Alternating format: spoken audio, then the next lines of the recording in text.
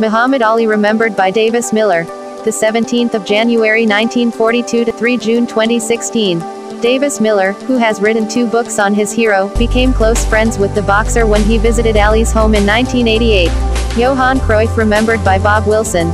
Read the Observer's obituaries of 2016 in full here.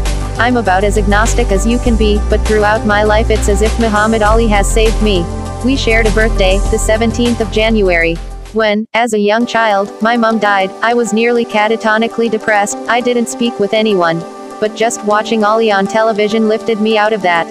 Partly because of that experience, Ali influenced me to become a writer, and for much of the last 30 years that I have known him, he has been my principal subject. Without Ali I might be selling cars.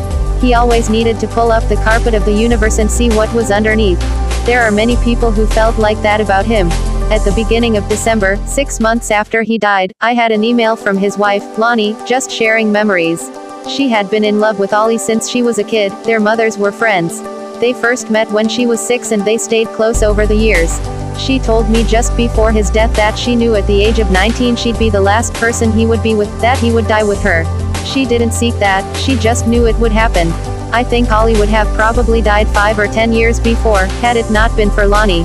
She gave him the largest life she could. She dealt with the users and abusers around him, saved what was left of his fortune and did what she could do with his health. Davis Miller and Muhammad Ali at Ali's home in Berrien Springs, Michigan, September 1992. Davis Miller and Muhammad Ali at Ali's home in Berrien Springs, Michigan, September 1992.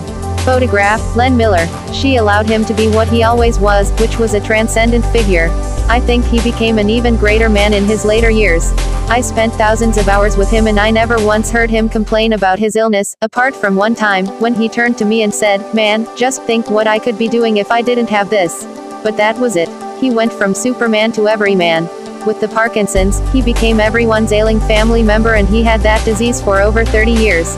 His trainer, Angelo Dundee, told me that he always thought Ali would beat his illness and, in effect, that's what he did. Advertisement. His great gift was to be able to step up and outside himself, and make other people do that too. You could see it even in those late fights when he seemed to purposely take a tremendous pounding. Even in the midst of it he could step away from it for a moment, as if to say, "Look at me, I'm the world's greatest punch bag, but you can't hurt me." By the time I met him, in 1988, he was proving that every day. I asked him, "What does it feel like to be a great man not allowed to be great?" He said simply, "You don't question God. He is showing me and showing you that I am just a man like everyone else." There is a perception that he became a Buddha-like figure in those years, but in reality he was no less Ali than he had ever been. I have seen him be insanely narcissistic, as much as Donald Trump, the difference being that Ali had the capacity to let you know that he could be just as interested in anyone around him. Every time I was in public with him, it was the same. He would get out of the car and stand on the street, and in 2 minutes there would be 500 people, all wanting to make contact with him.